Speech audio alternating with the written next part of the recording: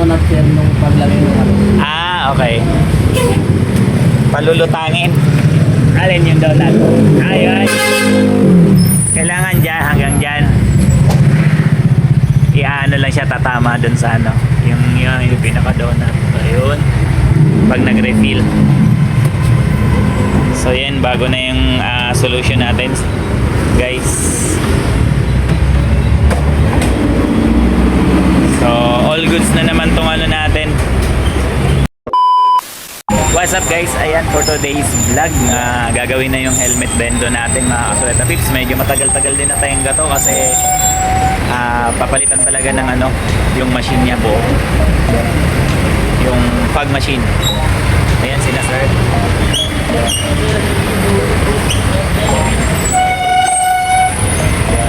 So yun mga kasurada pips, so tips lang sa may mga katulad na ganitong business. So ugaliin nating ipa-maintain, no, ipalinis, or kung marunong tayo, so mas maiging tayo na lang din para bawas din sa mga gagastusin, di ba? So kapag ka marunong na tayo, pero pag hindi, kailangan din talaga nating ipa-maintain yung paglilinis ng machine para hindi masira kaagad. Lalong-lalo na kapag everyday na ginagamit.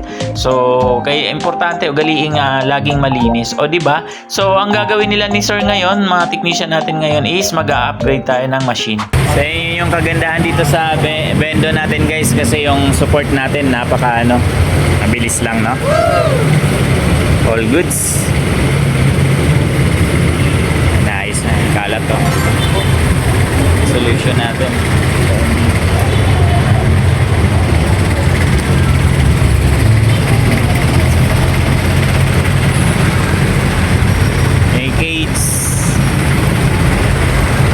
So bago na yung machine natin, ito yung version 4 tars sir. Version 4. Yan. So wala nang waiting time. Dire-diretso na yan guys. So okay. O diba? At dito nga ay malapit na nilang matapos ni sir yung pagkakabit. So ang ating technician in charge for today's vlog, o diba? So check na lang natin, double check na lang natin kung gumagana talaga yung machine, o diba? Kasi bago ngang palit, bago nagpa-upgrade tayo ng machine natin, o diba? Check natin kung okay na. So yun, goods na, magana na siya guys.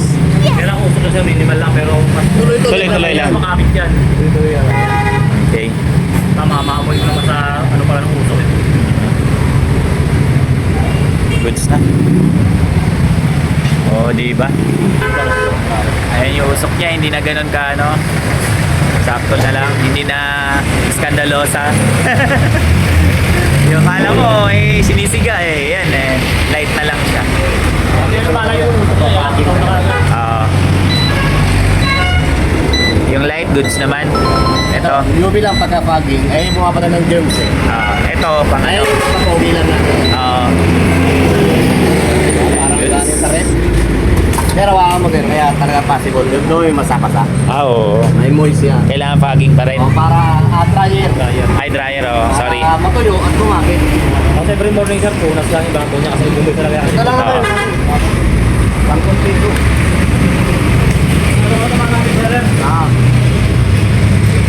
Ayan, yung sa dryer. Air dry.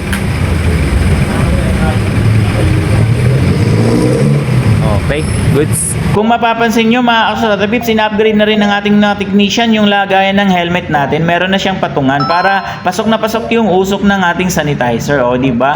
Para tanggal na tanggal talaga yung mga bacteria sa loob ng inyong helmet, o diba? Para naman dun sa mga mag-a-avail ng ating Bendo helmet mga kasulata pips, so new version na yung makukuha nyo. Meron na siyang built-in na lagayan talaga. So patungan ng helmet kapag ka magpapalinis yung mga customer natin. So mas maganda yung itsura ng mga new version natin, o diba?